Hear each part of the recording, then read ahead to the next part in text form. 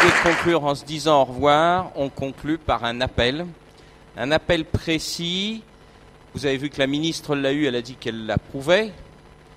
Donc espérons qu'elle le mettra en œuvre ou qu'elle lancera sa mise en œuvre. Et encore une fois, fortement, nous vous demandons de le signer. Et d'ailleurs, nous avons de premiers signataires. Alors on a un duo, puisque c'est la Ligue Rock, représentée par son directeur Christophe Aubel, et l'association Santé et Environnement en France, représentée par son président, un médecin et donc un militant écolo. Allez, bonsoir à tous. C'est redoutable de passer après José, mais ça va, je la connais bien parce qu'on est dans la même fédération, donc je ne suis pas déstabilisé. Il nous revient donc avec Pierre de conclure à deux voix cette journée, effectivement, et c'est bien de conclure la journée, mais pas de clore le sujet. Parce que ce sujet, vous en avez vu l'importance, vous avez vu les enjeux, et donc ce colloque, qui est le second temps du travail en commun que nous menons avec la CEF sur le sujet des liens santé-biodiversité. On avait fait un séminaire d'experts il y a 1 an. Ce second temps, c'est bien un début et pas du tout une fin, et ce début, c'est l'appel dont on va parler tout de suite. Au passage, je note que l'interdisciplinarité dont on parle beaucoup depuis ce matin, nous, modestement, à l'échelle associative, on essaye de le faire avec une association de médecins et une association d'écolos militants, comme dit Gilles. Alors, la charte de l'environnement, oui, 2 mots sur l'appel quand même. Effectivement, cet appel que nous vous invitons à signer, il est à l'accueil, vous pouvez le signer donc ici aujourd'hui. Il est aussi en signature en ligne sur le site du ROC ou celui de la CEF, l'un ou l'autre, et vous arriverez à la signature en ligne. C'est important parce que c'est un appel qui concerne les politiques publiques, toutes les politiques publiques, et Pierre y reviendra parce que c'est aussi le local, mais qui concerne aussi le citoyen, et donc ça commence aussi par là, en plus de ce que vous pouvez faire chez vous. Je renvoie à ce qu'a présenté Patrice, mais aussi dans vos régions, et c'est José qui vous l'a dit. Alors la ministre, elle nous a dit ce matin, effectivement, dans la vidéo, qu'elle soutenait ce plan. Très bien, nous l'avons appris ce matin, et donc nous irons, nous, défendre, porter cet appel, et nous irons lui demander ce qu'elle compte effectivement concrètement faire pour ça. Et puis nous irons voir aussi le ministre de la Santé, parce qu'il a parrainé l'événement. Il a, à ma connaissance, envoyé personne dans la salle, et donc ce sera une bonne occasion de lui demander qu'après ce parrainage, là aussi, qu'est-ce qu'il compte faire concrètement. Et donc on a quand même besoin de votre appui là-dessus. La charte de l'environnement le dit, chacun a le droit de vivre dans un environnement équilibré et respectueux de la santé. Et nos engagements internationaux nous obligent. La biodiversité, c'est un bien commun qui doit être préservé. Alors ça tombe bien parce que les deux sont liés, c'est ce qu'on a vu tout au long de la journée. Donc au travail, d'autant qu'avec la stratégie nationale pour la biodiversité, on a le cadre pour ça. Notre appel, on l'a conçu autour de 4 axes. Et donc Pierre vous présentera les 2 premiers, je reviendrai sur les 2 derniers. Et puis, je lui redonnerai la parole pour le mot de la fin. Ces 4 axes, pour le premier, c'est de développer et d'approfondir la recherche sur ce champ encore nouveau et émergent. Le second, c'est de lancer des politiques nationales, mais aussi des politiques régionales et locales. Le troisième, c'est la formation et l'éducation. Voilà, pour vous faire plaisir. Non, vous voyez, on y avait pensé. Et puis, le quatrième, c'est la sensibilisation de tous, parce que ce n'est pas tout à fait la même chose que l'éducation. Voilà. Pierre va donc embrayer sur les 2 premiers items, et je reviendrai pour les 2 suivants. Donc, je voulais aussi du chikungunya, qui est un exemple assez frappant du manque de transversalité. Le chikungunya, donc j'aime beaucoup la Réunion, dommage que Mme Veil soit partie, mais elle n'est pas de la Réunion, mais elle a le profil créole. C'est quelque chose qui a fait 300 morts à la Réunion, plus d'un tiers de la population a eu le chikungunya, une maladie très invalidante. 300 morts, autant que la grippe H1N1 en France. Grippe H1N1 qui a coûté 2 milliards d'euros. Sauf le remboursement des médicaments, des vaccins. Passons. Le plan cancer, c'est 500 millions d'euros par an. Donc 300 morts, 2 milliards d'euros. 350 000, un peu plus, nouveaux malades par an. C'est le cancer, 150 000 morts par an. 500 millions par an. Donc vous voyez là qu'il y a une orientation budgétaire monstrueuse à faire. Alors pourquoi on est arrivé au chikungunya ? Parce que je suis un peu fouillé. Bien, en 2000, il y avait des études sur les réservoirs, de tel ou tel moustique, en 2001 aussi. Et à partir de 2003, il n'y a plus eu d'études du tout à La Réunion sur où étaient les vecteurs, où étaient les réservoirs de moustiques. Et on est arrivé à cette apocalypse locale, où des jeunes sont morts, ils couraient, ça a touché le cœur, parce que ça donne des myocardites du chikungunya, et donc beaucoup de meurtres. Donc il y a eu une absence de transversalité, une absence d'études, de recherche en amont pour se retrouver le nez dans le caca et se retrouver à pulvériser des insecticides à gogo dans toute la Réunion. On disait aux gens, vous restez chez vous la nuit, fermez les fenêtres, ne sortez surtout pas. Avec quel produit, avec quelles conséquences ? L'année d'après, baisse de la production des litchis. Vous savez, c'est très très bon les litchis, ça participe à votre bien-être. Et bien donc baisse de la production. Alors on ne savait pas si c'était cet excès de produits phytosanitaires ou la mouche bleue qui avait été introduite pour lutter contre une herbe invasive. Là aussi on avait introduit, vous voyez qu'il y a des phénomènes complexes, je ne dirais pas compliqués parce qu'il faut agir, mais des phénomènes complexes qui font que là c'est un bon exemple de ce manque de transversalité, ce manque de réflexion en amont que nous médecins nous voulons en avoir, puisque notre but c'est qu'il y ait moins de malades et que nous puissions vivre en bonne santé. Donc, pour en revenir à l'appel, que je vous invite à signer moi aussi évidemment, nous souhaitons développer donc cette recherche sur le lien santé-biodiversité, et notamment par une approche transdisciplinaire. C'est exactement ce que je vous expliquais, non seulement entre les chercheurs, entre la santé humaine, les médecins, les biologistes en santé des milieux, les écologues, les vétérinaires, les zoologues, mais aussi les sociologues et les économistes, puisque, exemple du chikungunya, l'économie a été touchée l'année d'après suite aux conséquences du traitement de cette maladie grave, qui est donc chez nous en Camargue. Donc trois thématiques méritent sans tarder des recherches approfondies. C'est le lien santé animale, santé humaine, c'est le lien santé humaine, écologie, et c'est le lien entre les pollutions des milieux et la santé humaine. Par exemple, donc, nous proposons des études épidémiologiques et notamment des études d'impact convergents entre pollution sur l'humain et sur la biodiversité, ainsi que des études concomitantes sur la santé humaine et la santé animale. Donc l'animal sauvage, comme le disait Mme Cambou, peut être un précieux indicateur des effets d'une contamination environnementale sur la santé. Une cartographie des maladies, je vais appeler ça les diagnostics territoriaux, puisque nous sommes, pour les registres cancer, localisés pour avoir une vision plus claire dans chaque territoire des pathologies, mais aussi donc, des cancers, mais des maladies respiratoires, des maladies cardiovasculaires, des allergies et du paludisme pour cette grande maladie infectieuse. Et donc ces diagnostics territoriaux, ces cartographies, quand on soupçonne donc il y a un lien entre l'altération des milieux naturels et la santé humaine.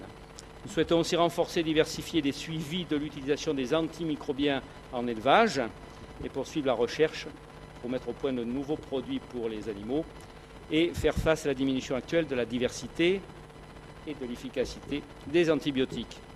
Nous souhaitons poursuivre les efforts afin d'obtenir une meilleure connaissance des effets des perturbateurs endocriniens par le développement d'essais, de développer la toxicologie prédictive et de proposer des indicateurs globaux d'effets cocktails. Ce qui nous manque cruellement, c'est l'étude des effets cocktails ainsi que des biomarqueurs d'effets spécifiques.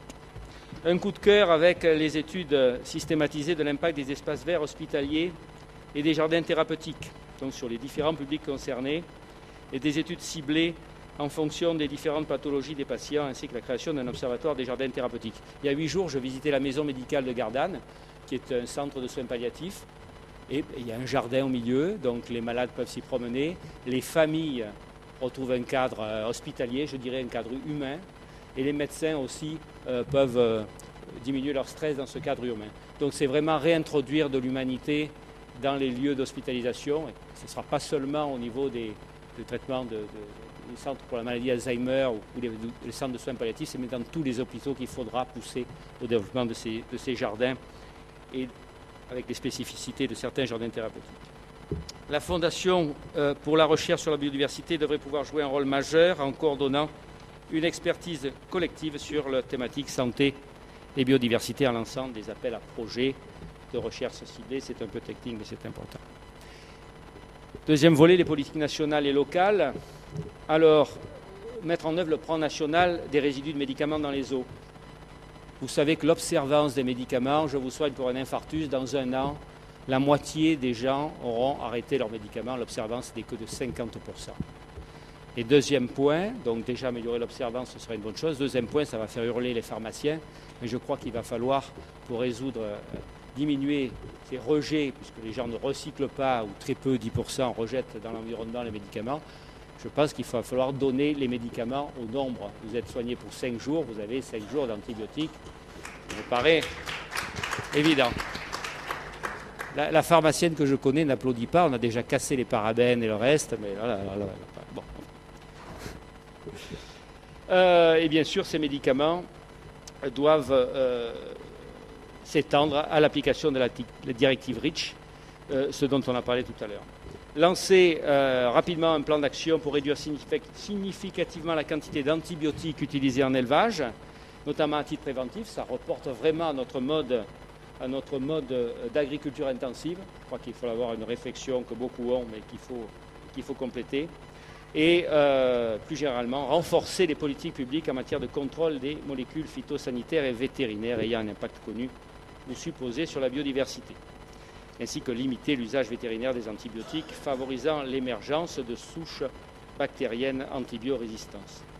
Mettre en œuvre les recommandations du comité de suivi du plan national santé-environnement en matière de perturbateurs endocriniens, en particulier développer la biosurveillance humaine avec un indicateur d'exposition globale, ainsi que la surveillance environnementale pour détecter les perturbations chez les espèces sentinelles. Et initier, on y revient, soutenir une politique en faveur des jardins thérapeutiques en milieu hospitalier. Poursuivre sans faiblir le plan éco-phyto, des réductions de l'utilisation des pesticides. Vous savez que pour l'instant c'est moins 50% si possible. Nous pensons qu'il faut aller plus loin et définir des mesures concernant la pratique encore plus limitée et diversifiée des insecticides avec des protocoles comportant des méthodes variées pour limiter l'apparition des biorésistances. Madame Veil en a parlé superbement ce matin pour les moustiques. Et au niveau régional, je crois qu'on a l'accord de l'ADREAL, introduire un volet santé-biodiversité dans les plans régionaux santé-environnement. Voilà, je recède la parole à M. Aubel pour terminer. Il reste 2 items, mais qui sont très liés, puisqu'il s'agit de formation, d'éducation et de sensibilisation. Donc je vais les dérouler d'un seul coup, en vous signalant qu'à l'écran, vous avez les premiers signataires de l'appel, en quelque sorte, qui sont à la fois, bien sûr, nos associations et leurs présidents, mais les intervenants aujourd'hui et quelques autres personnalités. Mais encore une fois, c'est un appel pour tous, et ça, c'est le côté militant d'association. Je vous invite à nouveau à aller le signer. Alors, en termes de formation et d'éducation et de sensibilisation, on a parlé des médecins. Les médecins font de longues études, mais on leur parle assez peu finalement de ce que M. Tatoni nous rappelait tout à l'heure. La biodiversité, c'est avant tout les interrelations. Et donc, avoir ce module sur la biodiversité dans la formation des médecins nous paraît important. C'est vrai que la directrice de cabinet tout à l'heure nous a dit qu'il y avait assez peu d'espoir, mais dans le monde associatif, on est assez habitué à se battre pour des choses dans lesquelles on n'a pas eu d'espoir, et on finit quand même par aboutir, même si quelquefois il faut du temps. Ça vaut aussi pour les vétérinaires et les éleveurs. Par exemple, l'exemple qui a été donné tout à l'heure par la vétérinaire dans la salle, si on avait plus de formation aussi, des moyens d'échange de pratiques et des bonnes pratiques, je pense qu'on pourrait faire progresser plein de gens. Formation des décideurs. On a évoqué les préfets, Gilles l'a dit, mais ça vaut pour tout un tas de décideurs, et y compris les ministres ou les hauts fonctionnaires. Essayons d'éviter de répéter les décisions sans aucun sens, comme d'interdire les sorties scolaires pour cause de grippe aviaire, puisque c'est quand même une mesure qui avait été prise par le ministère de l'Éducation nationale, par exemple, à ce moment-là. Et puis, bien sûr, l'éducation, ça concerne tout le monde, et ça concerne tout le monde à travers les programmes scolaires depuis la plus petite enfance. Je suis un ancien instituteur, donc vous avez prêché pour un convaincu tout à l'heure, de la maternelle au primaire, bien sûr, le collège, le lycée, et puis ensuite l'université. Dans tous ces domaines, dans tous les domaines, il faut absolument aussi parler d'écologie. C'est aussi, M. Tatoni qui nous l'a dit tout à l'heure, l'écologie, c'est aussi une manière d'appréhender le monde, quels que soient les sujets. C'est-à-dire qu'avoir une formation d'écologie permet d'apporter des réponses dans un monde complexe, mais différentes, et qui permettent de progresser. Et puis la sensibilisation du citoyen, c'est encore un petit peu différent, mais il est évident à la fois que chacun peut agir à son niveau, mais peut agir s'il perçoit le sujet, s'il perçoit le problème, s'il comprend ce qui se passe. Et puis, former les citoyens, c'est aussi former des gens qui ensuite demandent aux politiques de faire. Parce que les politiques, il ne faut pas non plus leur jeter la pierre tout le temps, ils font aussi les demandes qu'ils reçoivent. Et donc, ça a aussi cet intérêt-là. Alors, former les citoyens, par exemple, sur le jardinage, appelons-le bio, et donc on a des demandes très précises en ce qui concerne les jardineries. C'est-à-dire qu'on commence à réglementer pas mal l'utilisation des pesticides dans le domaine agricole, par exemple, mais pas toujours dans le domaine des particuliers. Or, ça a aussi un impact. Et donc, mieux expliquer, faire des zones ciblées dans les jardineries pour inciter les gens d'abord à faire autre chose, et puis à comprendre que ce sont des produits dangereux à utiliser avec parcimonie. On a aussi des propositions en termes d'accessibilité au bienfait de la nature, ça renvoie à ce qui a été dit sur les jardins thérapeutiques, mais ce bien-être apporté par les milieux naturels, ça vaut aussi pour les gens qui sont en bonne santé, mais à qui ça apporte un bien-être. José a rappelé la définition de la santé de l'OMS, et le bien-être en fait partie. Et donc, cette histoire d'accessibilité au milieu naturel pour tous les habitants de toutes les villes, c'est quelque chose d'important. On parle beaucoup de trame verte et bleue. La trame verte et bleue, c'est pas seulement pour le déplacement des espèces, c'est aussi pour les populations qui pourront bénéficier de ces espaces naturels. Enfin, là aussi, sur la sensibilisation, il faut aider les acteurs de l'éducation à la nature. Il en existe, et notamment dans le milieu associatif, mais pas seulement. Il faut les aider, et ça c'est un appel qu'on peut lancer au pouvoir public. Mais il faut aussi peut-être, eux, les inviter à aller dans les milieux hospitaliers, par exemple, pour parler aussi de ce sujet, parce que c'est aussi comme ça que les choses bougeront sur cette thématique. Alors, je vais passer la parole pour le mot de la fin à Pierre. Je voulais, avant, vous demander de remercier et pour ce faire d'applaudir Ludivine, Sarah et Séverine, qui sont les chevilles ouvrières de la CEF, sans qui il ne se serait rien passé aujourd'hui. Et donc, elles n'étaient pas à la tribune, mais c'est tout aussi important que ceux qui étaient à la tribune. Donc, je crois qu'on peut les applaudir.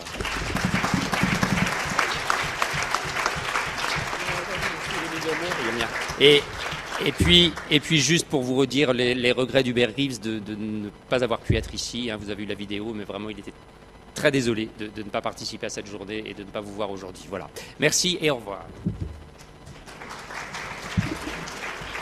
Merci et au revoir.